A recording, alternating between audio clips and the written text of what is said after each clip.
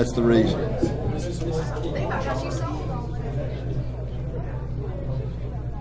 Yeah. This is our honorary alderman.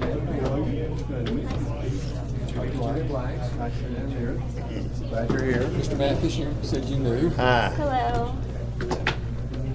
Rosemary Dalton. I do not know. What's your name? Brianna. Brianna Merritt. Very nice to meet you. Nice to meet you too. How are you? Nice to meet you. Alderman Douglas is here. He's out of testing. So this is your spot right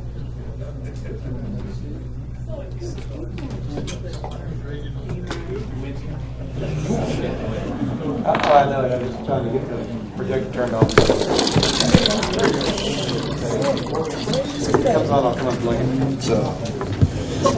But I guess Monday, this is how it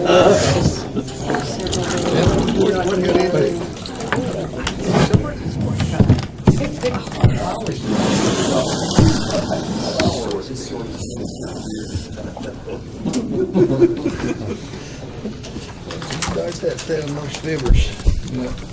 Hey, throw me a pen. Welcome, everyone. This is the 9th day of April 2018. First on the agenda is a public hearing. A public hearing on ordinance number 1497, being an ordinance to amend the zoning map of the city of Tullahoma, Tennessee, which is set forth in the Tullahoma Municipal Code, which is ordinance number 1392, to rezone a portion of a parcel addressed as 1406 Wilson Avenue, Coffee County Tax Map, Group A, Parcel 16, from R1 Low Density Residential District to C2 General Commercial District. This zoning request has been withdrawn at the applicant's request, so we will not deal with that tonight. So we'll call the regular meeting to order. We're very pleased that Pastor Marty Nutter is with us tonight. So Pastor Nutter, I ask you to step to the podium and offer our invocation. Ask everyone to please stand for the invocation and remain standing for the Pledge of Allegiance. Reverend Nutter. Thank you, Mayor. Let's bow our heads in prayer. Heavenly Father, by your grace you have helped us in celebrating the life and resurrection of your Son, Jesus Christ, from the dead, and have granted to us who believe eternal life. We pray that you would so work in our lives that we continue to celebrate with joy, and that you would overcome in our lives the death of sin by your life-giving Spirit. We also pray that you would guide our meeting this night so that all that we say and do would bring glory to you, that you would enable us by your Spirit to serve you and to serve the people of this great community. We ask it in Christ's name. Amen. Amen. I pledge allegiance to the flag of the United States of America and to the republic for which it stands, one nation under God, indivisible, with liberty and justice for all. Thank you, Pastor Nutter. So all I can say is thank goodness for long pants. Oh, he sort of left the room. That's sort of an inside. Anyway. So, we're very pleased to welcome our honorary alderman tonight, Miss Brianna Merritt. And I've known Miss Merritt for a couple of years, I guess. First was acquainted with her a couple of years ago when she was as part of the DECA organization, and Mrs. Woodard, the instructor, had asked several community leaders to visit with the students and sort of do some practice interviews with them as they prepared for competition at the state level. And I don't remember her category that night, but it was not something that she was familiar with, and I was not familiar with either. I was just reading the questions. That's all I had to do. And I was so impressed with her intelligence and her poise and her ability to deal with some extraordinarily difficult questions. So I'm very impressed with her, and she's very active in high school, senior there, and she will graduate with honors in May of this year. She shared with me earlier that she's taking honors statistics, AP calculus, honors geometry, etc. So she's a member of DECA and she's on the student council. She's senior class vice president. She's participated in the Distinguished Young Women. She's a cheerleader, and she is in the Aristocats show choir. And you might remember her from our last meeting. She attended this board meeting as a member of the Girl Scout group. And she's recently, have you earned or in the process of earning your Gold Award? I have, well, I will receive it at the end of April, but I have earned it. I've completed all the paperwork and worked for it. Yeah, so she's really an outstanding student and an outstanding young person. So, Rihanna, Ms. Merritt, tell us a bit more about yourself. Well, I have gone through many years of Girl Scouts and finally completed the highest award. I also am, I'm going to the University of Tennessee at Knoxville this fall. I'm going to major in math and minor in business to be either an actuary or a statistician. I'm not quite sure yet, something along those lines. And I'm the senior class vice president. I've been involved with student council the past 3 years and also was in middle school as well, so I did want to carry that through high school. And our school year is going very well, and it's only about a month and a few weeks till graduation, so I'm very excited and looking forward to that. Anyone in the audience that you'd like to recognize? My parents are here, sitting in the second row there, and my Girl Scout troop leader, Mr. Greg Gressel, is right there as well. Yeah. Very good. We're very pleased that you're with us tonight. In a few minutes, we'll call on you as the aldermen are giving their reports as well on any activities that are on the high school or in the community that you're aware that you want to announce. Okay. So if you would, we prepared this certificate recognizing you as an honorary alderman tonight. So if you would stand at your desk, we'll present it to you. Okay.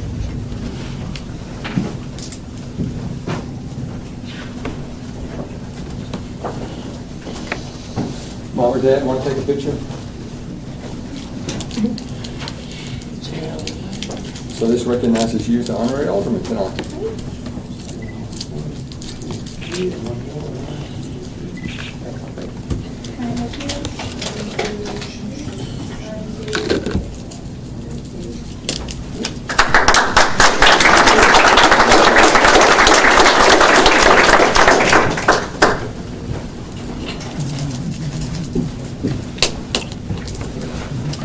Really an outstanding young person. Okay, we're now ready for comments from citizens. Anyone in the audience have anything to address the board that's not later on the agenda? I do. Mr. Hazard, I presume. What's left? Mr. Mayor, members of the board, Let me ask you to state your name and address, please, for the record. My name is Bob Hazard. I reside at 204 Oak Park Drive here in Tullahoma. I have prepared some documents that I would like to provide to you folks that maybe can follow through with a relatively brief presentation, but it'll make it go a lot faster. And if you don't... Just present those to Mr. Baltz and he'll Okay. distribute. Steve, thank you. I made one.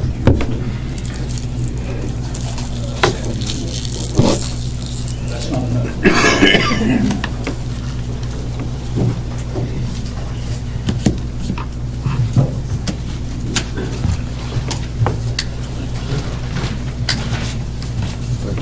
The reason I am here is to talk about an issue concerning the zoning of 6 residential lots located in Oak Park subdivision where I live. The lot numbers are designated 1 through 6 on the plat of the subdivision that's recorded in the registrar's office. This issue came to light as a result of a proposed gas station / convenience store being located at the intersection of West Side Drive and Clement Drive.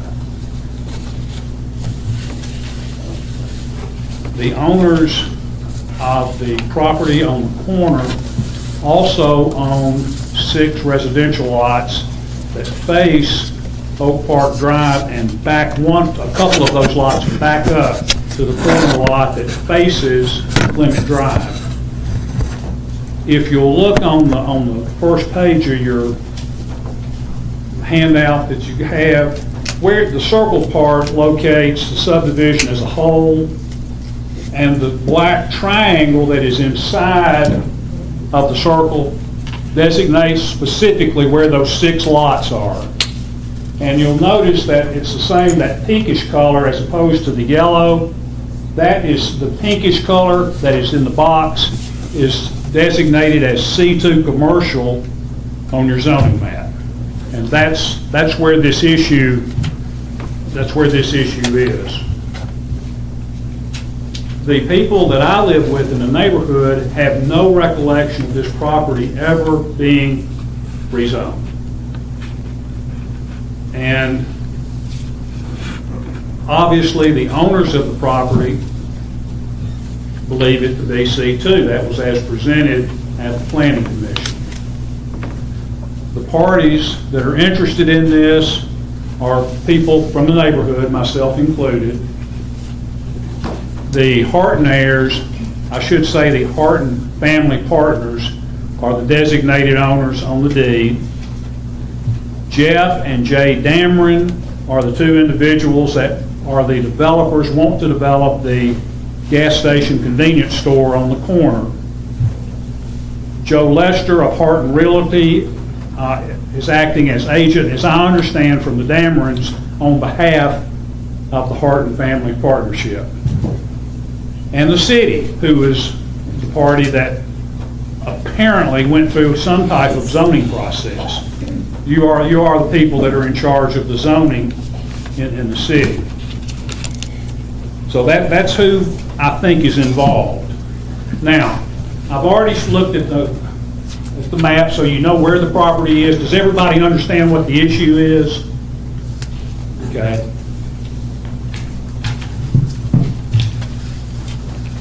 The next thing that you see in that packet going straight down through it is a public notice that was published in the Tullahoma News on July the 5th, 1989. And I'm showing you that because that is a public notice that is the basis for rezoning. There were a whole lot of tracts rezoned. And you'll notice that it's a large print. You see how the print, notice of public zoning action by the board, and it goes through, and you've seen these before. Is everybody familiar with this? The next page shows the property at the intersection. There's a white dark line drawn halfway through it. You can see that that is the designated property description. Now, the reason I point this out is that there was apparently some misunderstanding, I believe, at the Planning Commission meeting when nobody understood if this effectively rezoned the property. That's the way I understood it. I was at both of those meetings. Well, if you'll turn a couple pages, you'll come to some copy of some Xerox. Can you see this? It was microfilm. Purpose background. Can you see what I'm looking at, everybody? These are actually notes from the Planning Commission in 1989 that were taken at the meeting when they were anticipating the rezoning. And you can read the notes. They're interesting from a historical standpoint, but the most interesting thing is that, as luck would have it, these notes actually have a map attached. If you turn a couple of pages over, you'll see a map that looks like this. Big numbers, R4, C2 are stamped on the map. When you want to, you can take the time to look at that. That map clearly shows that none of the 6 lots were rezoned. All of the zoning from residential to commercial was at the corners, but not on the residential lots.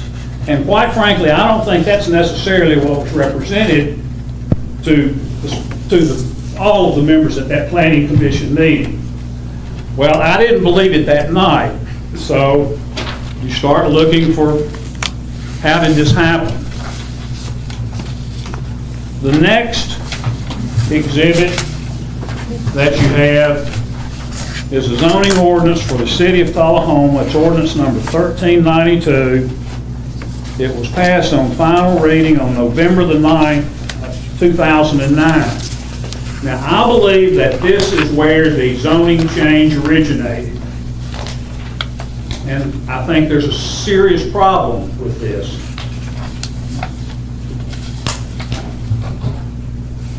But having said that, I made the face page so you would see what it is.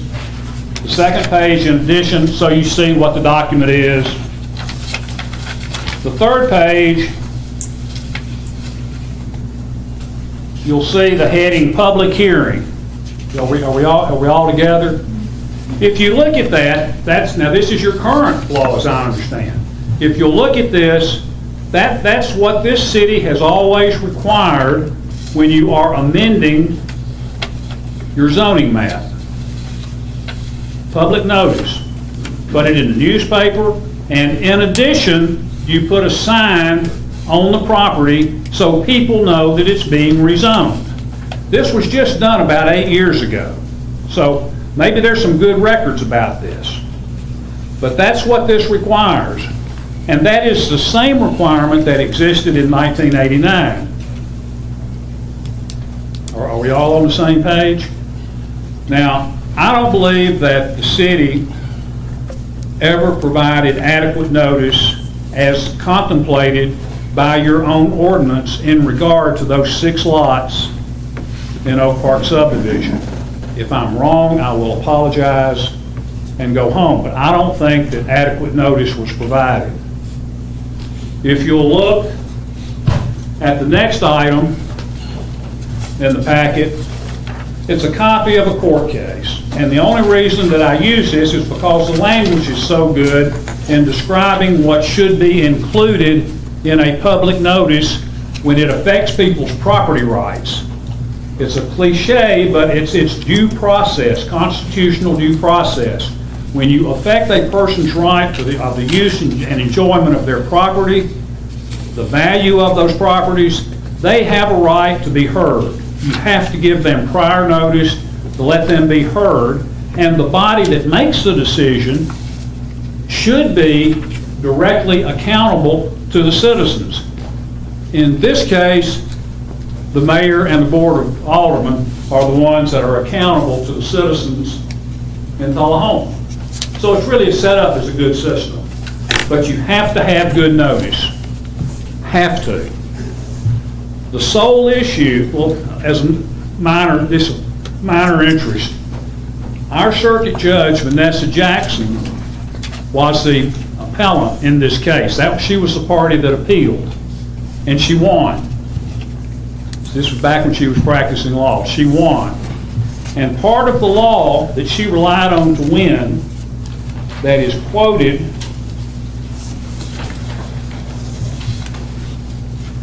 in this opinion on page 5.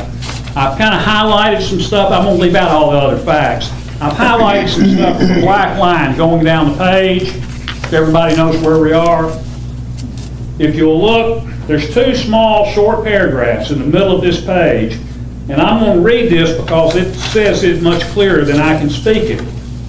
The purpose of notice is to fairly and sufficiently apprise those who may be affected by the proposed action of the nature and character of the amendment so that they may intelligently prepare. The next paragraph. Consequently, we find that Tennessee Code 13-7-203A requires that the published notice of change in permitted land use must be specific or complete enough to enable the average person to determine whether his or her property might be affected by the proposed change. Let the people know what you're planning to do. You have provided in your ordinance, if you're doing, and we know what your practice is for decades, if you are rezoning property, you give good public notice of that and state in there, we're looking to rezone, and you stick a a sign in the ground. That's what you put your standards to. That's what people came to expect for decades. And that's always been the law here. That's all I have to say about that document. I don't know what the next one you have in your packet is. Does it say powers and functions of local planning commission? I just happened upon this, and it struck a bell with me. Again, the caption of the document, I made a copy of that, and I'm going to say it's a paper prepared for the Citizens Planning Commission member to be used as a general guide in the performance of his or her duties. And if you'll turn over to the third page of that, at the very bottom of that, again with black sideline highlight, the last couple of items. And this is concerning proposed amendments. Has it been determined that there will be no adverse impact upon adjoining property, or that any adverse impact can be justified by the overwhelming public good or welfare? The next item. Has it been determined that no one property owner or small group of property owners will benefit materially from the change to the detriment of the general public? I'll throw that out for some consideration. Finally, the last thing that I have in the packet is the actual notice that I believe concerns this action. And I had to go to the library. Well, that doesn't matter. This, the last document I have, is I believe to be the notice relied upon, apparently, to rezone this property.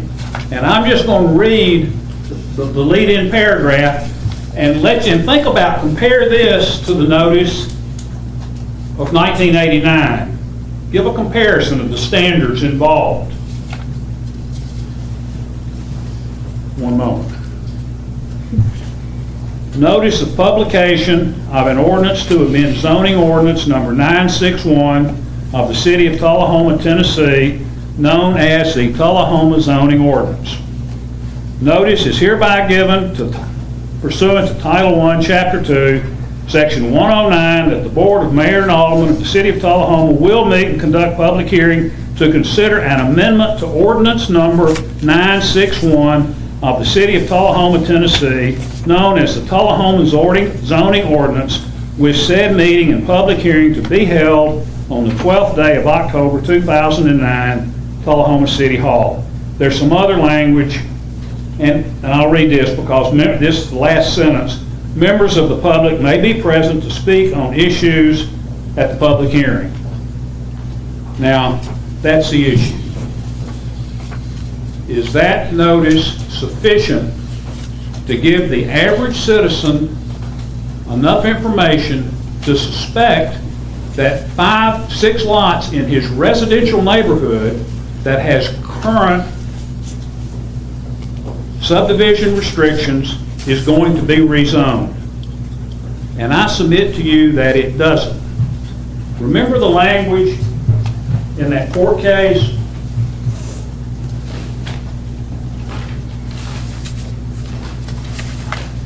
That we just looked at. Law requires, quote, that the published notice of a change in permitted land use must be specific or complete enough to enable the average person to determine whether his or her property might be affected by the proposed change. I submit to you that this notice is defective. Does this notice, the one published in '89, it doesn't say anything specifically about that, the location of that property? It just Well, says... I'm sorry, yes it does. I misstated if I didn't go far enough. Well, can I walk up there? Let me suggest this. Here's where we No, are. I'm almost through. You've done an excellent job. I'm not in the position to agree or disagree with what you've done as you presented. As you know, you communicated with me your concerns, And so I immediately passed that on to Mr. Voss, the city administrator, Mr. Worsham, and Mr. Lawson. So they're in the process of doing their due diligence, and we'll have a presentation to either agree or respectfully disagree with what you've presented. So that's really where we are. We're not going to resolve anything tonight. It's not on the agenda. I understand No that. vote tonight. Well- But I appreciate your presentation. You've done a good job. Well, can you give me 5 more minutes, and I'll sit down? Dr. Blanks. Go ahead. Yeah. Okay, I was going to refer to, I don't know, I think it's the second page right behind the notice you were referring to. In that notice, the property is actually described as being subject to rezoning. So it gives very specific notice in the 1989, if that was your question. This right here, this document here does not specifically say that location though, correct? Are you looking at the, which one are you looking at, sir? The last one we talked about? Yeah. Which Oh, no, one it is it? doesn't say, it doesn't mention a zoning, it doesn't mention a map, it doesn't mention rezoning. It says that you're going to pass an amended zoning ordinance, which I would read as text, but that's a different discussion, I suspect. Okay, that's the issue. Now, consider the effects of what this does. If you consider that to be adequate notice, and the reason, quote, rezoning is based on that, where does that leave the people, the neighbors in the subdivision? Let's look at it from a practical standpoint. They are going, it was part of the rezoning, the permitting was based on the fact that it wasn't zoned residential. They believed it was zoned commercial. There's differences in what is allowed. You follow what I'm saying? Use permits under different zoning sections, residential versus commercial. It would not have been permitted as cited had this property still been R1. Okay? This is what happens. People in the neighborhood have to first determine how much are they willing to spend in legal fees to enforce restrictive covenants that prohibit the use of that property only to residential use. The second thing they have to determine is how much money they're willing to spend to appeal the decision of the Planning Commission that in part was based upon the 1989 rezoning, which clearly is no basis for it. And in addition, they got to sue the city because you've got five other lots are involved. Think about this. Think about the economic burden that has been placed on these people because they didn't have good notice. They don't believe, and I don't believe they did either, for the reasons I'm stating. That's bad enough. But as time goes on and the people in that neighborhood either run out of money or just lose the will to keep fighting, they're going to wake up and there'll be a used car lot permitted and built across the street. And the property values, I don't live right there on that street, but my neighbors will see a substantial decrease in the value of their properties. And nobody from this neighborhood that I spoke to feels like they had the notice to come up here and discuss this when this decision was made. And I would say that based on the response as relates to the gas station that's been permitted, that people would be standing outside around the block to get in here to tell you how they felt about it. And they feel about that, and they feel like that right now. And I've taken more time than I wanted to. And unless you have any questions and want me to talk longer, I'll sit down and let you move on. I have one question again. Yes, Back to this piece of paper right here. Can I? Sure. The The last one you were talking about, Yes, sir. when was this published? September the 25th, 2009. So But that other notice that was on there that gave the specific location, when was that published? On the first one. 89. That 19, this one, the second one I talked about, this one Yes, 89. is right there, it says July the 5th, 1989. and this was later. Yes, that's right, Okay. that's right. Well, Mr. Hazard, let me say again, you made an excellent presentation. I think you're going to find that this board and the staff will be sensitive to the concerns that you've addressed. But we're not in a position to talk about it tonight. We're just not in a position to talk about it tonight. I've not received anything from Mr. Botts, Mr. Worsham, or Mr. Lawson yet, but I expect we will soon. I'm done. Thank you. Thank you. Okay, I skipped over the, anyone else in the audience have anything to address that's not later on the agenda?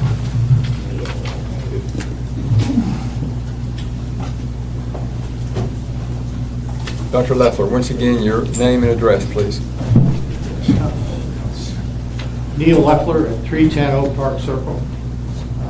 Alderman Blanks, and make it clarify the 1989 document that you have specifies a little corner next to that, to the church and to across from the funeral home. It does not include these 6 lots. What I want to talk about is a little bit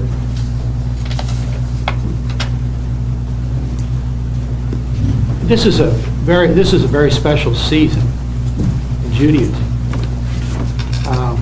Yes, we came off Passover last week, and on the 11th we commemorate the 6 million Jews that were burned to death in Germany. And if you go by my house Wednesday night, you're going to see a little candle outside showing, commemorating that.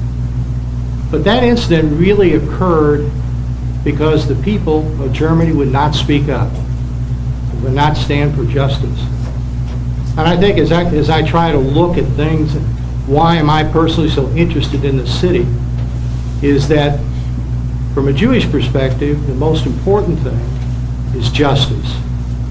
Dealing rightly with people, giving people a chance to speak, not trying to yell at them or crush them, let their interests be expressed, and then make decisions. Numerous times I've been sitting on a board or a commission, and there's been somebody that nobody didn't want to hear from, and my counsel was, listen to them, let them walk out the room, then vote your conscience. Don't try to shut them up. Don't block them. So I'm very interested in seeing that the citizens of the city have a chance at every venue to be able to speak to and to address issues. That has actually, what I've discovered, and I'm continuing to look at it, there seems to be a real bias in the city towards developers. Why is that a concern to me? Well, if you look at the process, the way the systems have been set up, it's a natural process. But why is it a concern? When you go back, and I mentioned this in the Planning Commission when I prayed in the Planning Commission at the time of the Houston event, that thing actually occurred, all those people and all that damage occurred because the developers overrode the interest of the citizens. They thought the development took more precedent over the care and providing for those people and ensuring that their residents would be in safe places. So my concern for the city is that we treat both the citizens and we treat the developers fairly and give neither advantage and give each the opportunity to express their opinions. Thank you. Well, not to take issue with anything you said, Dr. Leffler, but I don't think there's any evidence that shows that this board has beholden to any developer in town. So, but be that as it may, I just want to state that as well. Mayor, it depends on what side of the fence you sit on. I have no bias whatsoever to suggest You can look at it from your perspective, but from my perspective, what I see very clearly is there a bias towards the city, and I have copies of the meetings and dealings with the Planning Commission and how it's dealt with this issue on Oak Park. I have been very concerned about the process. The process was terrible. It was not the best day for the city of Tullahoma. And from my vantage point, this city has given preference to the developer over that of the citizen. And just as was pointed out about the notice in the paper, there are a lot of instances. I'm not going to try to adjudicate at this point. But as a citizen, I have a right to look at the situation a little bit maybe different than you do. And the other issue that he brought up is, I just want to mention, it's not right for the city to force its citizens. We pay you, we pay the staff, we give you our money from our property taxes. It's not right for you now to require us to go out and defend ourselves in the court for thousands of dollars. That's not right. I respect your opinion and your efforts to speak, but I respectfully disagree. That's fine. That's good. Good. I'm glad we agree. Okay, anyone else in the audience? Yes, Mr. Neals. Again, your name and... Andy Nelius, 315 Oak Park Drive. I just wanted to see if I could enter this package that Mr. Hazard presented into the record for this evening's meeting. It's right there. She's got a copy. I've got a copy. Thank you. Thank you. Okay, I skipped over the roll call a minute ago. Just for the record, Ms. Golden. Yes. Mayor Curley, Here. Mayor Pro Tem Mathis, Here. Alderperson Blanks, I'm here. thank you, Duncan. Here. Dunn. Kane. Here. Noah is absent, so we have 6 present. Oh, we have a quorum, so we will proceed. We're ready for board reports. Ms. King, please. Thank you, Mayor. I attended NHC. I called bingo last week for the seniors that I do monthly. We had our first tourism committee meeting last week, and we have a committee of about 14 people, of individuals in the community that we have chosen that are in various, from the arts and beechcraft and just various places, restaurants, hotels, and some community people. So we've had that, so we've just kicked off our meeting, so I'm real excited about that. Steve May is heading this up, and he's doing an outstanding job. So look forward to what he'll be able to bring to us and the tourism in the next few years. I had a planning commission meeting, and the GFWC Centennial Women's Club is hosting their annual fundraiser. These proceeds will go for the Light Up South Jackson campaign that you just recently saw that we had reached the $100,000 mark. So this is actually going toward that to make sure that we did reach that mark.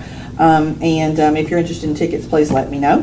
That's April the 19th on a Thursday. And that's all I have, Mayor. Thank you. Very good. Thank you, Ms. King. Mr. Duncan, please. Thank you, Mayor. I have a few things here. I'll be very brief with them. I attended the Coffee County Day on the Hill in Nashville. Came back home and went to a public hearing of the county and had a full commission meeting same day. The industrial board meeting, I did attend that. They have a quarterly meeting, Tennessee Rehabilitation Center board meeting in Manchester. I attended that. The Coffee County Anti-Drug Coalition, attended that meeting. I attended a Farm Bureau breakfast, which they have an annual event, which is always well attended by everyone. The Tennessee Reconnect breakfast at CFC, I did attend that, and I was afforded the opportunity to speak at a World War II veteran's funeral, and I used to mention him in my Veterans Day poem every year that we do at South Jackson Civic Center, and it was an honor to do that. He's 97 years old. He left us, and he's a good man. The Tennessee Municipal League for 2 days, Chamber Coffee. They had another meeting that same day when I got back. And I attended the Coffee County Mayor's Prayer Breakfast, which was over the weekend. and left there to attend a benefit for one of our 97-year-old members at Mount Zion, is Lena Hatcher. She's been sickly, and we had a benefit for her, and it was just a blessing to honor her. And 97 years old, she was a blessing. That's it. Very good, thank you. Dr. Blanks. Thank you, Mr. Mayor. Since our last meeting, I had a Duck River meeting, and at that meeting, we recognized Randall Breaker as having been with the Utility Commission for 30 years. Randall's done a real good job. He's provided us clean, affordable drinking water in Tullahoma and the Manchester area and surrounding area for quite a number of years. We also attended Tullahoma Utilities Authority meeting, and everything is going well there. I think we were up +7 on new sign-ups for Light 2. So we continue trending up, which is good. That's all I have, Mayor. Thank you. Thank you, Dr. Blanks. Say it. Go Big Orange? No. What? Shop Tullahoma. Oh, Shop Tullahoma.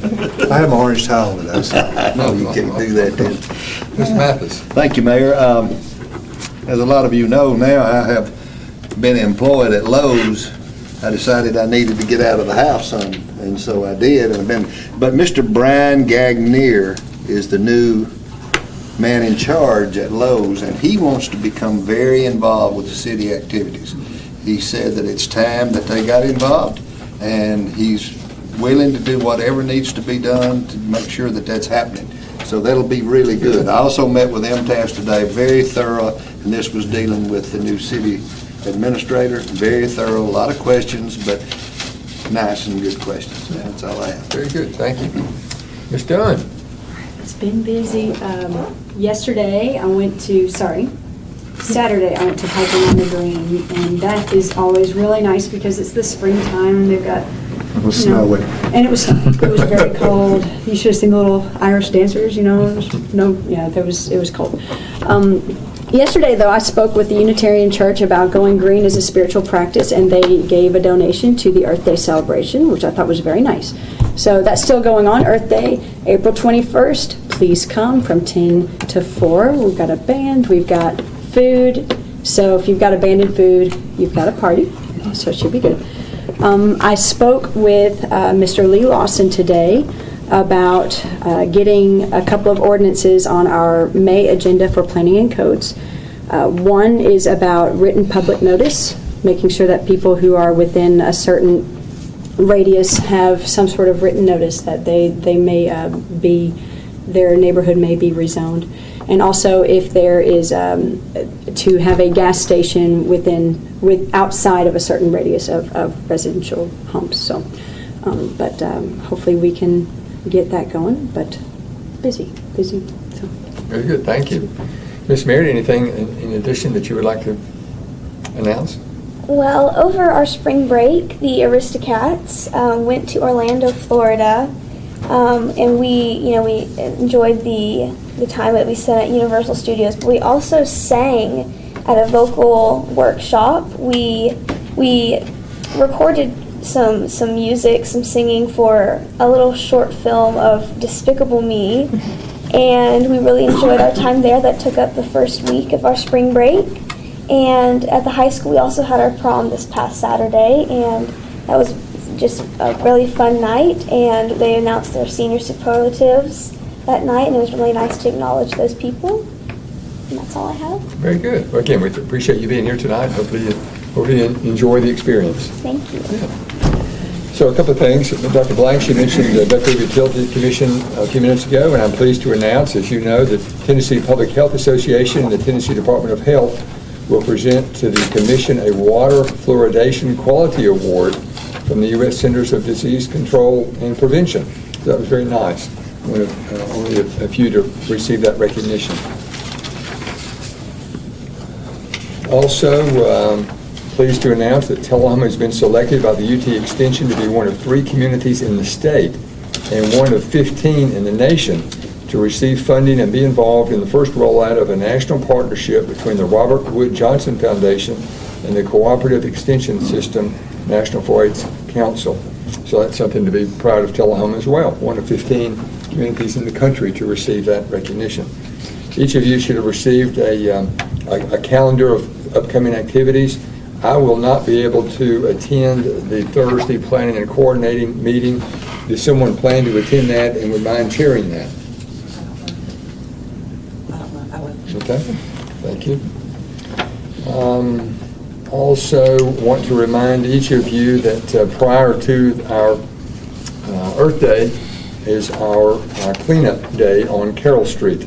So I would encourage those of you that can to join me at 9 o'clock there at the City School Administration Building where we've met before. If we have several of us there, it won't take an hour or so to do that. That's Saturday the 21st at 9 o'clock at the City School Administration Building. If you can attend, it would be appreciated, and clean up our street there. And we have on 2 weeks from tonight, on April the 23rd, we will have an animal shelter ribbon cutting, just prior to the meeting. Groundbreaking. What did I say? You said ribbon cutting. Okay. Won't be much to show. Yeah, right. Yeah. I wrote ribbon cutting here, so, yeah, change. That's his story, and he's change sticking that. to it. We're fast, but we're not that fast. And then, I'm sorry? The ribbon cutting, can I quote you on that? No. Yeah. So, as you know, I've invited the major gubernatorial candidates to Tullahoma to present issues and sort of a meet and greet.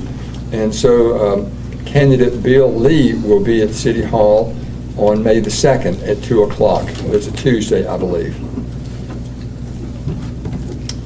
And let's see, as Mr. Matthews mentioned, and others about the MTAS is helping with the city administrator selection process. So as part of that process, I've suggested that each of you suggest someone in the community that would like to take those stack of applications and narrow them to some more manageable number, 3 to 5.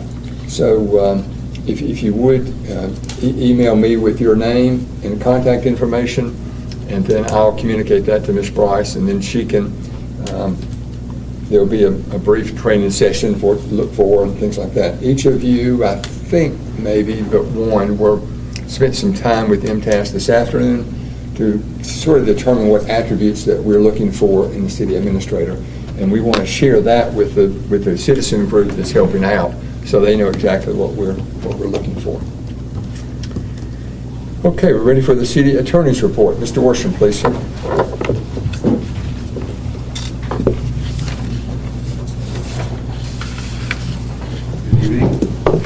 We've been working on a number of routine matters in the last month, quite a few of them, as a matter of fact. Some of them with the TML Council, who are representing us in some litigation that's pending and ongoing right now. On Friday, we will be representing the city in the matter in Chancery Court here in Coffee County, which involves an encroachment on city property by someone who's placed a house trailer partially on city property. And we think the law is clear that you can't hold property adversely to the city. So that even though that's been there for a number of years, it was called to our attention by a local adjoining property owner who was concerned about that. So there's going to be a hearing in Chancery Court Friday morning if any of you all wish to attend that. Mr. Lawson, I believe, is going to be there, and some other people. We have some witnesses for that matter. We're working on a matter involving the liquor by the drink litigation that we just talked about earlier with TML. We have a matter now on appeal to the Supreme Court. We won the matter in the trial court and reversed by the Court of Appeals in the Middle Division of Tennessee. But like litigation in 3 other cases in eastern Tennessee were all decided in favor of the municipalities rather than the county boards of education. So we're very hopeful that when the Supreme Court reviews all 4 of those cases that we will prevail. Otherwise, we're just working on routine things. Any questions? Thank you, Mr. Worsham. Thank you. City Administrator, Mr. Balls, please, sir. Thank you, Mr. Mayor. We've advertised in the Tullahoma News for the traffic signal project. This is part of the city's commitment with the public that's coming in. So we're soliciting bids, and our goal is to have the signal installed in September, which would be a month before the projected opening date for Publix. But that's where we are right now. Once we get all the bids back in, then they'll be brought back to the Board of Mayor and Aldermen for final approval all I have. Very good, thank you. Okay, we have several consent agenda items, 1843 minutes of March 12th, 1844 February 18 finance report, 1845 approval of surplus property list, 1846 agreement with Richards and Richards, 1847 to set a public hearing for rezoning a parcel located at the intersection of East Warren Street and South Cornish Street from R2 medium density residential to C2 general commercial. 1848, set public hearing for rezoning a parcel located at 300 Ledford Mill Road from C2 general commercial to agriculture A zone. 1849, set public hearing for a text amendment to Article 7, sign regulations of the zoning ordinance. 1850, agreement with EPB for Arts Alive Talma Festival. 1851, speed limit posting change Ledford Mill Road. 1852, state contract purchase of pickup truck. 1853, revision to paving list. 1854, acceptance of bid for recycling dumpsters. 1855, acceptance of bid for 18-gallon recycling bins. And 1856, acceptance of bid for park mowing. Is there a motion to approve the consent? I'd like to speak to that, if I could. I had emailed Robin about, there's a typo on the 1847. It said, if you look on page 30, that it was approved 7-0, but it was approved 7-1. So they took over that. Excuse me, thank you, 6-1, thank you. All right, so does everyone recognize the change? Any objection to making that change? There was, what was the vote on that? 6-1. Okay, I think Ms. Morrison caught that after you brought it to her attention, and I think it's reflected in your packet on, you're talking about on the one for the Warren Street at Yes, sir. Cornish? Yes, sir. Okay, so it's on page 30, it is correct. in that Okay, packet. thank you. Okay, good, thank you. All right, any other, we have, did you get a motion in a second? I have a motion by Duncan, who seconded it? I did. Thank you. Dr. Blanks. Now I do. All right, all those in favor of the consent agenda as presented, vote green, opposed, vote red. All right, motion passes 6-0. We have one item of old business, appointment to Tri-County Railroad Authority.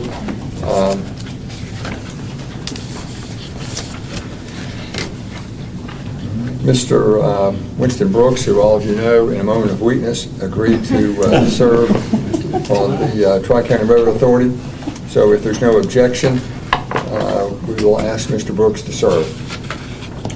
Mr. Baltz, you've enjoyed, I think, your tenure, have you not? Since 1999.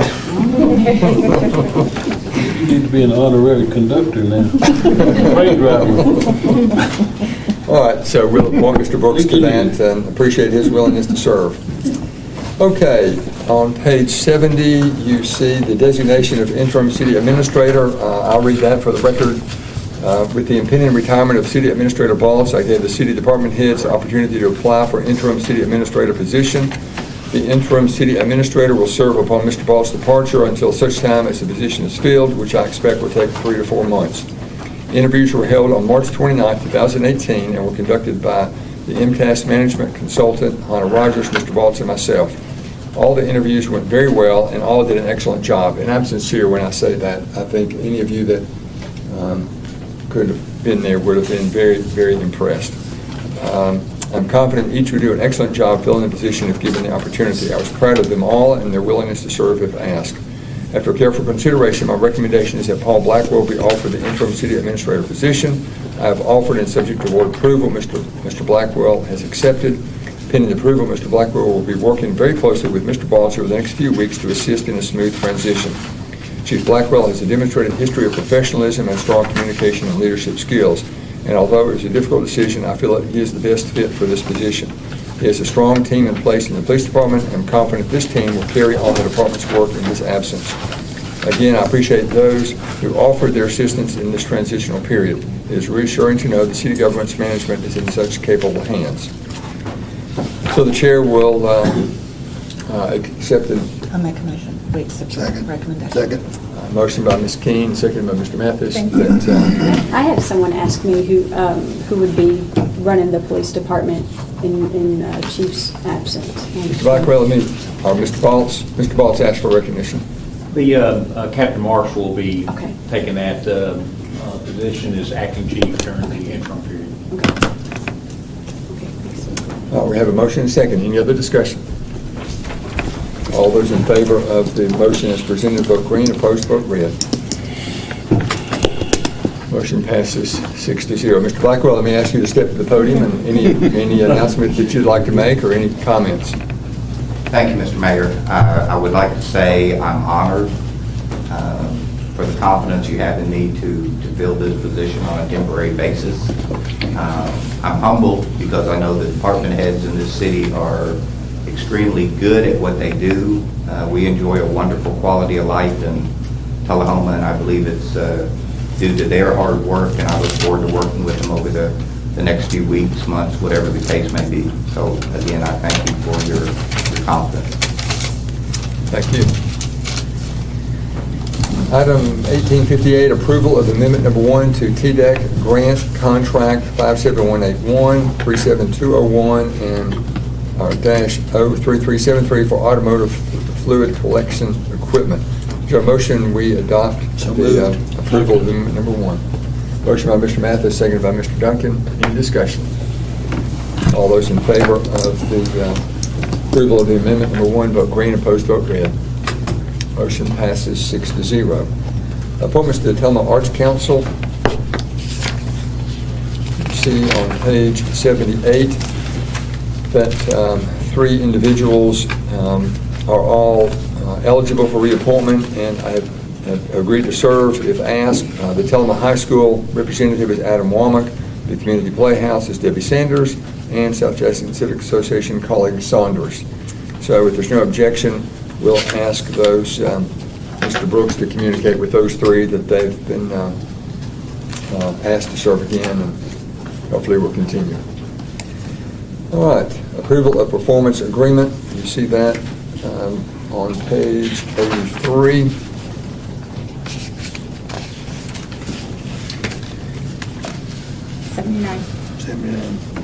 Oh, that's the, is that the Journey one? Yeah, the Journey tribute. Okay, Resurrection and Journey Tribute has submitted a performance agreement for a concert to be held at Fraser McEwen Park on September 21st, 2018, similar to the agreement submitted in prior years. So the appropriate motion would be to authorize the mayor to execute this performance agreement. So moved. Second. Motion by Mr. Mathis, seconded by Ms. Keene. Any discussion? Mr. Wallace. We can have Mr. Glick talk about the concert for a second, get everybody to mark their calendar. It is one of our most popular concerts.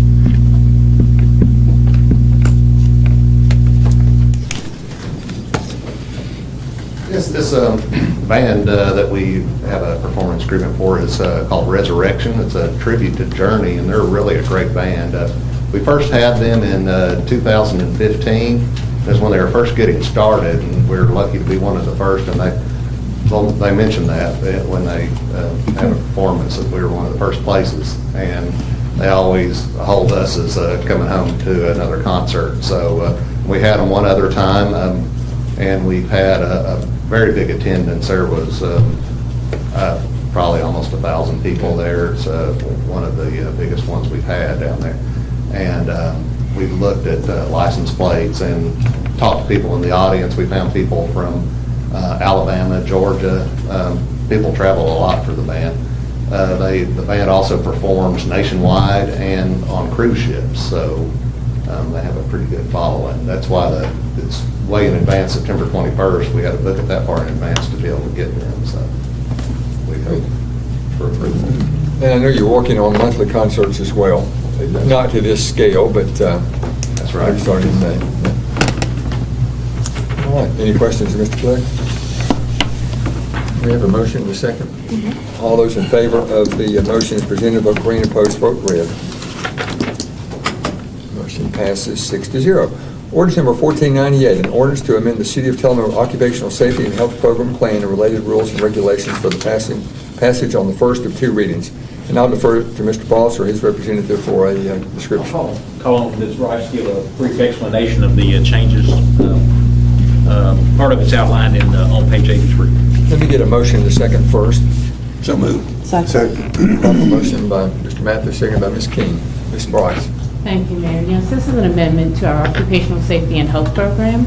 The plan kind of gives us the guidelines for us to provide a safe workplace for our employees, from safety programs to training, our safety committees that we have, and actually the reporting requirements under TOSHA for our workers' comp.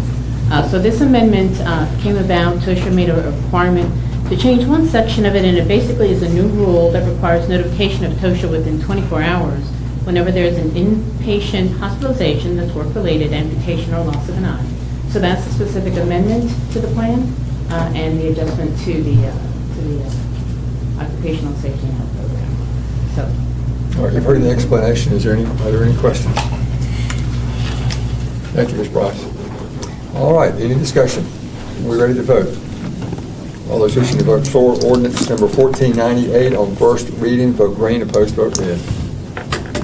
Motion passes 6-0. Any other misses? Mr. Boss, you're aware? No, Mr. Mayor. All right, we'll adjourn and go immediately into the beer board portion of the agenda. We have one consent agenda item, 18 BB07, minutes of the March 12th meeting. Is there a motion to adopt? Motion approved. Second. Adopt. Motion by Dr. Blanks, seconded by Mr. Duncan. yes. All those in favor of the consent agenda as presented, vote green, opposed, vote red. Motion passes 6-0. All right. Okay, no, I just can't see it. Where did you see? It looked like one of them was out, so I wanted to make sure there were 6 of them. It is. There he is. Maybe I need to go to the eye doctor.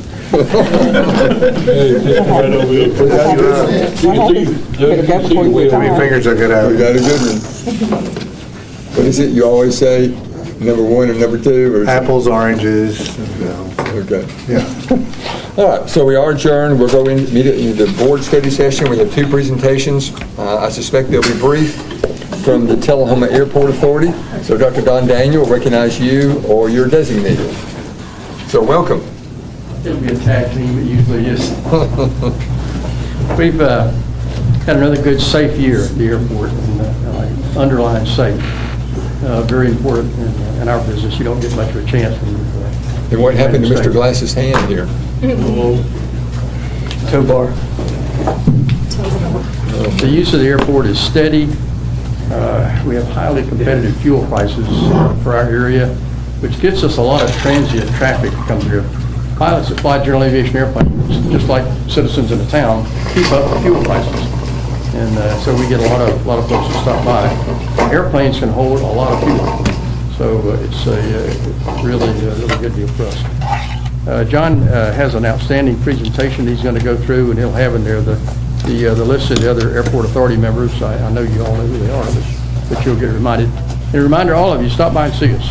Some of you are good about doing that, and you're always welcome. Thank you. So we'll let John go through the slides. Taking just a minute to get going here. So Dr. Daniel, while he's talking, maybe you can share with the group from the podium there, we had some visitors that are thinking about investing in our community. Tell the group about that. And I know some of you were there. I know you were there. Yeah, some of that I can't tell you about, because I don't want to talk about it. We also had a couple of gubernatorial candidates come through, which is interesting, and I always feel good about that when they take the time to stop off and see us. You might wonder why that happens in its location. And those of you in the real estate business know this location thing. Look at the map of Tennessee, and if you're flying in an airplane, you're flying over us, going east, going west, every day people on. And so they find it convenient to stop by here, and we're happy to see them. Yeah. And they turn out to be, plain as you know, they're really nice people, Yeah, very down to earth. sure. Happy to be here, and we're happy to see them. Yeah. John, you got it? You ready? Okay, good. Thank you, Dr. Daniel. You're welcome. Thank you for having us here tonight.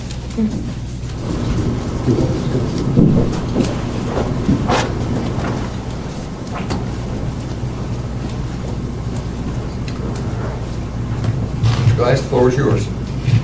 All right. Board members, there has been no changes since last year. Dr. Daniel, the chairman, Carla Smith's vice chairman. Jason Waller, thought he would be here. The rest of them are out of town. I believe Alderman Noaes is headed back to Tullahoma today. Thank you. Airport staff is still myself and Jimmy Chapman are full-time employees. We have a new full-time position that's vacant. We've had a lot of turnover since Christmas time. We had Jimmy went down with knee surgery, and with the economy getting better, I had a lot of part-time employees that took full-time jobs. Morgan Rowe has left. Sarah Kofelt is now a full-time student at Coach Mathis, can you help me with that? With who? Full-time student at University of Alabama. There you go. We still have Randy Roke, who's a full-time school teacher here in town that does airfield mowing for us. Jim Apple and Ray Noah are helping out on our zero-turn mower. And then we've got Murray King and Leo Benetti Lagini that help out as needed. Our past fuel sales, when they were handled by a privately owned FBO, averaged in the 90 to 110,000 gallon range. Since we took over in 2011, the last 4 years have been our 4 best years ever at the airport. 179,000, 206, 219,000, and we did 192,000 gallons last year. Our current fuel prices, I don't necessarily look at Winchester or some of the airports around us. I look more at the average middle Tennessee gas price, which is $4.70 right now. The average jet price is $4.27. You can see we're at $3.90, $4.27, and $4.02. Special events we had in 2017, we had a really good Bonnaroo, about 34 jet aircraft, 175 passengers, and we did close to 12,000 gallons of fuel for the weekend. Some of the acts that came in were The Weeknd, Lord, and the NFL players, Sam Bradford and Chris Long, have kind of become regulars. Civil Air Patrol had their glider training academy, had 24 cadets, and last summer they did over 800 flights, which is a whole lot for 1 week. The beach party in October was a little down last year compared to most years, had about 125 aircraft, right at 5,000 gallons of fuel, and about 300 visitors came to town. Projects we completed the past 12 months, we did the turf runway drainage improvements, which was a state grant. We did the 927 turf runway extension, which was funded by the city. We finally got our very old and non-compliant airfield signage all completed and up to specs. And we also did fencing and vehicle gates in the northwest area along the new T-Dot Road. Current airport projects, we're working on another hangar, which will go right next to the existing Sarasota Avionics hangar. Will be right here. And then Curl Construction, I believe, toward the end of this week is going to start on a tree clearing project and drainage improvements. And that will mainly be out in this area for the tree clearing. And then the drainage improvements will be in this area and a few over here. And so we can keep expanding the air park as it's needed. Future airport project needs. 2019 airport layout plan is kind of our blueprint for the airport. It's a requirement by FAA. It's ideal to have them updated about every 10 years. Our last one was in 2003. With all the changes we made in the past 10 years, it's definitely time to do one. Total project cost is about $175,000. That's a 95.5 funded project. New hangar for Tennessee skydiving. They are looking at applying for a grant through the Aeronautics Division Economic Development Fund. I believe that would end up being a 90-10 project. 2020, our north taxiway is in the asphalt's in very bad shape.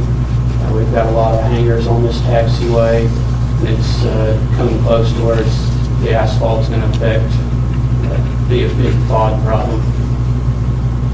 2021, we're looking at runway 1836 concrete repair. This runway is heavily in use, and well, we've got 75-year-old concrete, and it's definitely going to need some repair. Big announcement a few weeks ago, TB Aviation has moved here from North Carolina. Fractional aircraft ownership, charter service, new jobs, and increased fuel sales for their airport. They had their first flight, actually, a charter Friday morning.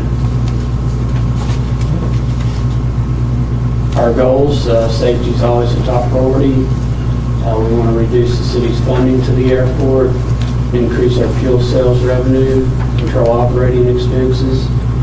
We benefit a lot from community service workers and volunteers, and try to operate with present staff levels. 2017 was a great year for us. We were fortunate enough to win the Airport of the Year from the Aeronautics Division. We'll have to give up that title next week when we have our annual airport conference. And if you have any questions, Dr. Daniel and I are both available. Questions? You know, one thing I've always appreciated and respected about the authority is the fact that I think John particularly makes a conscious effort to reduce the funding that the authority gets every year from the city government. And I think he thinks about that every day. You know, what can I do? And I really have always appreciated that. All right, thank you both. Appreciate it. John, did you do these copies? Took them off as Max, actually. Okay, they're excellent copies. That's what I was looking at. The quality is superb. Yeah. All right, let me recognize Tom Robinson. Mr. Robinson, do you have slides as well? Yes. Okay. I'm passing them down. Okay.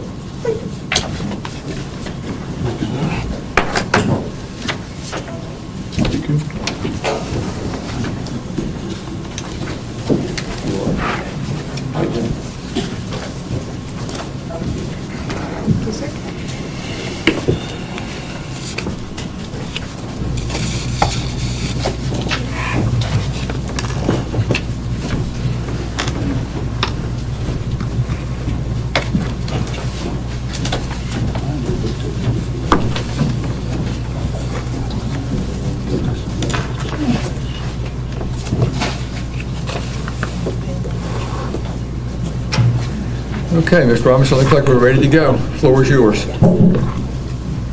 I see you. Mr. Mayor, and before I begin, let me apologize. Some of you, your page is there, and I ran late.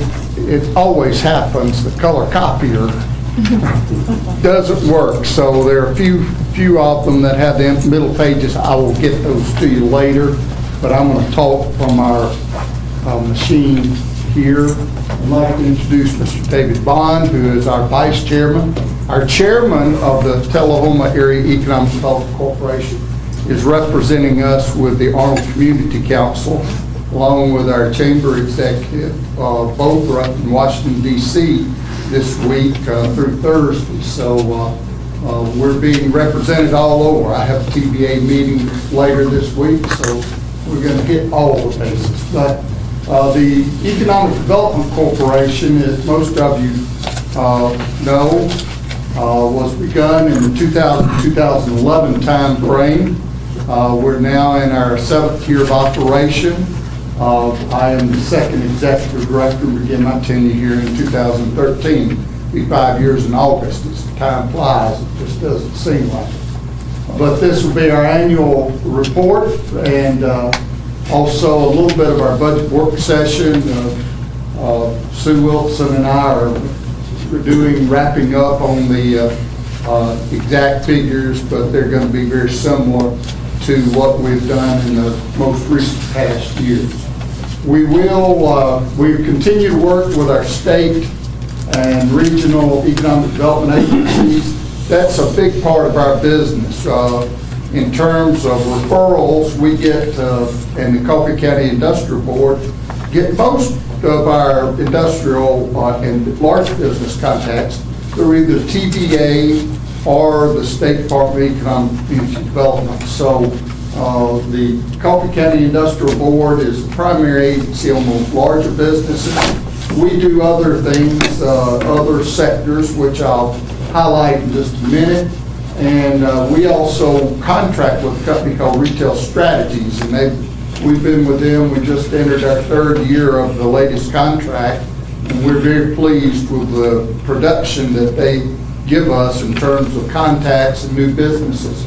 Just about all the new construction that you've seen over the last 2 to 3 years, they've had some hand in it at some point. We also do have ECD and TBA reps come in. I had the ECD rep in my office 2 weeks ago, just came through checking on things, so we appreciate that. We have developed a good rapport with them, and we'll continue to work and maintain on that. We also are working with AEDC, University of Tennessee Space Institute, the Space Institute Research Corporation, and the Municipal Airport to foster some development synergies. There's a lot of things that we all do that sort of interrelate with each other. So we're helping to facilitate some of that, and we plan to keep going in that area. As I said, and I've listed there for you, you can read later, but those are some of the acronyms of all those people that we work with. We have work, and we're very blessed to have allies, a number of different agencies. So we're just trying to get the good word of Tullahoma out, and they are very good allies, and they continue to get the word out on our behalf. We also, internally, we try to stay busy and in contact with a whole host of people that are in the economic development business, and that can be everything from medical offices to retail to a whole lot of different things. But we stay in contact with a lot of it because we help a lot of it to work towards increased production, increased economic output, and so we're happy that it's been a good 3 or 4 years that things have been really on the upswing, and they look like they're going to continue at least for a while. We have 4 targeted sectors by our bylaws that we work in: retail and commercial, technology-based businesses, medical and healthcare, and aviation and aerospace. And I won't go into all this, but it talks about some of the things. When you see blue and purple circle and green, those are some of the specific things. For example, in retail, we work with our retail strategies group. We attend a lot of the International Council Shopping Center, a couple of their shows each year. And one other thing that we are doing that's kind of a little different this year, the 3rd one down, our TIF program that you agreed to, the county agreed to 3 years ago. It's been going on a couple of years. Well, the new majority owners of the business wanted to refinance. They felt like they could get some better terms with a different bank. So with our blessing and a whole lot of the workings of our attorney and their bankers and our bankers, we've been going through a refinance project, and that is to hopefully be signed finally, all the final paperwork done this week, and so they're going to switch. Does not mean any change in the original terms, so the timelines are not extended, or the amount of TIF and that they will receive each year may go up with property values go up, but none of the basic terms are changed. It's simply a refinance of the loan. As you see from this, we've got quite a bit of, those are just some of the things over the last 2 to 3 years. You see the logos of many of the new commercial projects that we have a lot of residential, and our overall growth rate is continuing to grow. According to some figures that Retail Strategies does from some of their work, we've been growing at about 2.5–3% up until this last year, and it jumped to 6.5%. So we're seeing some good growth all around. And coming in 2018, you've seen the big 4, I call them, or the big 1 and the little 3. But they're all coming, and as was pointed out a while ago, Publix, I believe, is going to open in October, and the other three probably be open by mid to late summer at the latest. So, and there's a picture, and that's, just makes your heart flutter, doesn't it, when you see development like that, the new Publix, and I promise you, we are already having comments and contacts from other retailers. I understand you are getting a Publix, so what's going on up there, and want to know what's going on in the area. So it is going to be the driver that we thought it was going to be in terms of attracting other entities, other retail businesses and such. We also work in the technology business sector. It's one of the 7 cities in the state that allows fiber to the premises under the Act. We're doing very well. We're the smallest of the group. Chattanooga, our neighbor to the east, is one of the larger ones, and they really are pushing, and we are pushing. Gigabyte service is something not everybody has, and we're ahead of the curve, and we want to take advantage of it. So we're excited about that. But that's led to some development. I'll talk about one more in just a minute, that having that fiber capability, that's a real good drawing card. We're also working with the healthcare and medical sector. There was some problem last year with a situation between a big insurance company and our local hospital, and we and the mayor and other people worked to try to encourage that to be resolved, and it finally got resolved, and things are moving back to a more even keel in that regard. So we're happy about that. You'll see that there are a number of healthcare providers that are moving in, new people, and some new specialties that are moving in. We've provided assistance there, sometimes as little as just providing some demographics and some promotional materials, but every little bit helps. And so we're happy about the growth in our healthcare. Our aviation and aerospace sector, as I said, we support the Air Arm Community Council. We also work with UTSI and AEDC. They're continuing to upgrade, for example, their hypersonics research effort, now 3 years old, and that's bringing in new interest in our community as satellite companies that are working in that area are either flying in here, thinking about establishing some satellite offices, so we're excited about that. And we're also working with ECD as they promote the aerospace sector in Tennessee. We want to certainly work with them to do that. And then the Arnold Engineering Development Complex, which is arguably, but not much, the engine that drives this whole area. When you've got 2,600 people working and all the spin-offs, it really is sort of our major automobile manufacturing plant, if you will. It's we're great and we're happy to have it. As I said, we take a trip this week, and Lynn Sebring is representing us in the TAEDC this week. And a new project. This one is something, I won't say that fell in our lap, but UTSI have been looking into the area of autonomous vehicles, primarily drones and driverless vehicles. They began to do some research, want to do some more research. Well, back in November, the State Department of Transportation put out requests for grant applications for projects that dealt in the aeronautics and aerospace field.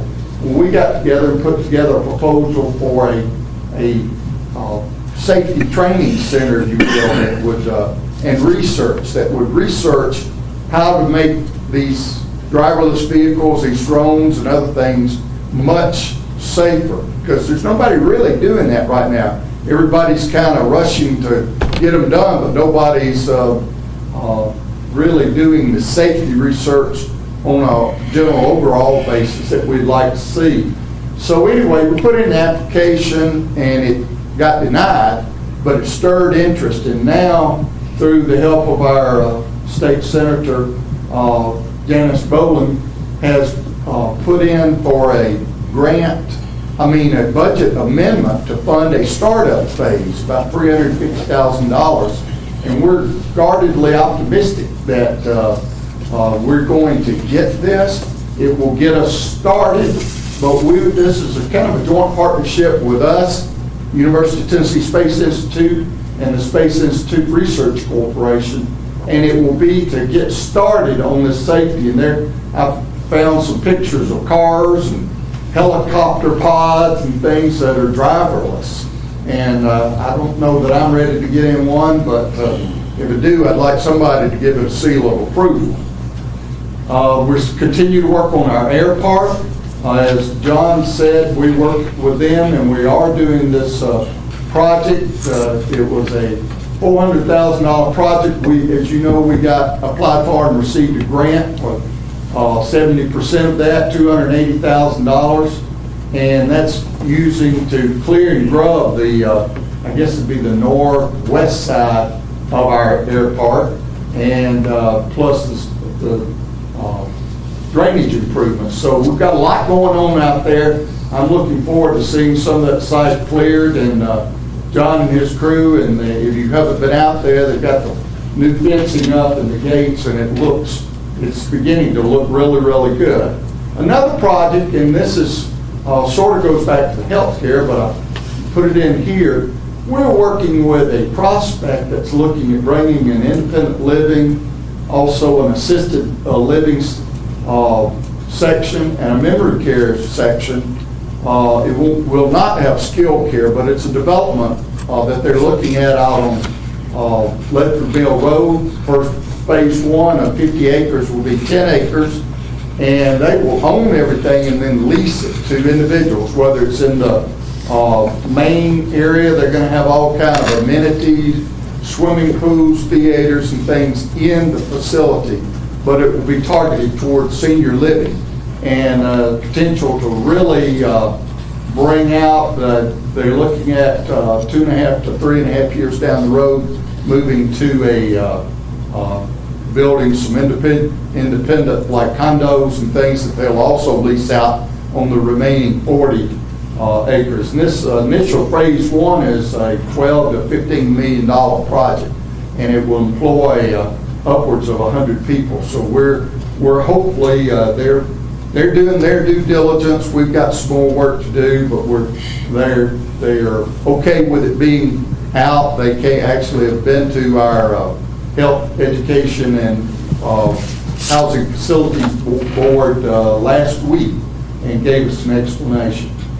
So how are we doing? Well, the figures that we have, latest we have in February, our unemployment rate's at 3.6%, and it's pretty much gone down. The rate has gone down over the past 3 years.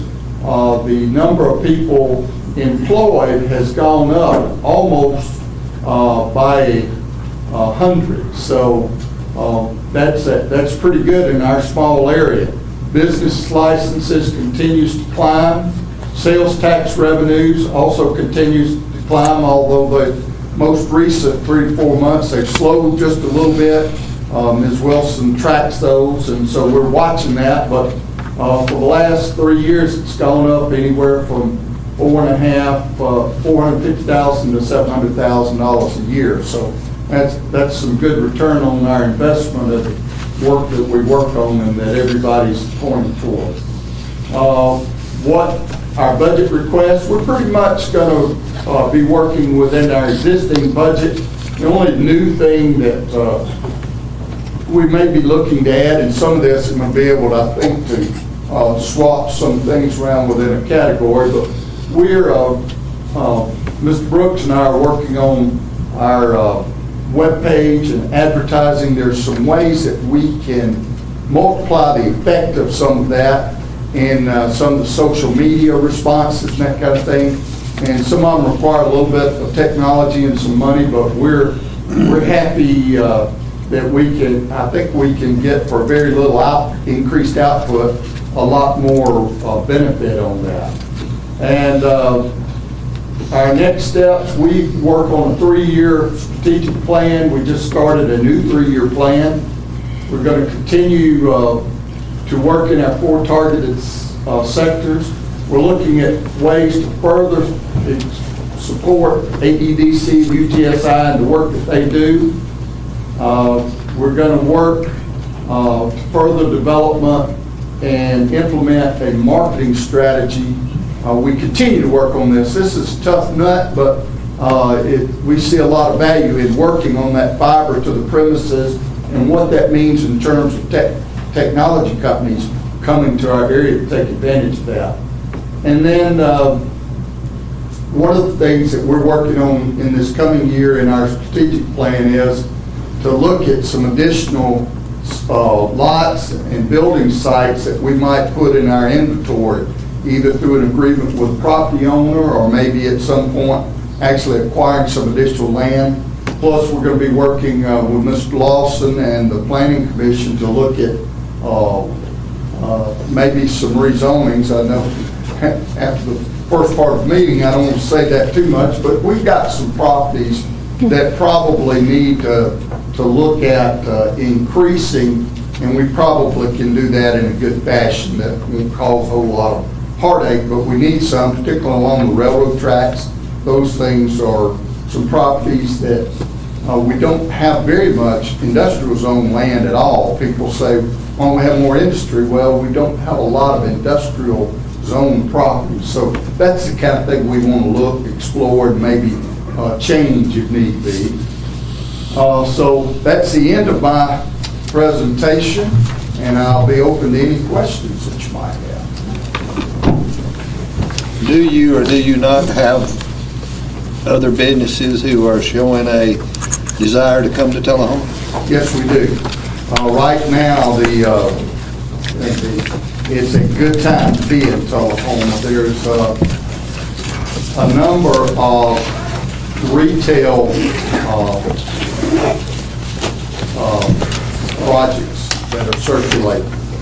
And some of them, of course, there's an obvious one, the Kmart building will be available, although it is not technically available because of the way the structure with the Kmart lease was.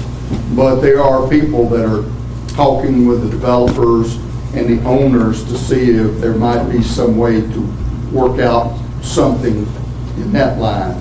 We also, I did not mention, we're working with the County Industrial Board. You know, the UTC Aerospace is shutting down at the end of June. And so that's 122 people that are going to be out of work. A lot of them are already transferring. But that building is going to be available. The catch is it's not going to be available. They've got some cleanup. We're working with a contact. They're going to have the company, they are in the process of hiring a national industrial realtor to market that. But they've got some cleanup. They said it probably is not going to be available until March a year from now. So it's kind of like putting a few handcuffs on us. But we're staying on top of it because we realize that that's too good a building to sit in. So I want to also acknowledge and show appreciation to Mr. Robinson because of his background. He has a lot of knowledge in the tourism development and in downtown, so he's agreed to assist in those areas as well. So I appreciate that. And happy to do that. Ms. Keene and others, Mr. May and the other people that are working, they're jumping on it. It's exciting to see. Mr. Bond, anything to add? It looks for our last two speakers and all the stuff we're wearing, and we may be working too hard, I'm not sure. All right, well, thank you very much. Appreciate everybody being here, and we'll see you at the next meeting. Thank you.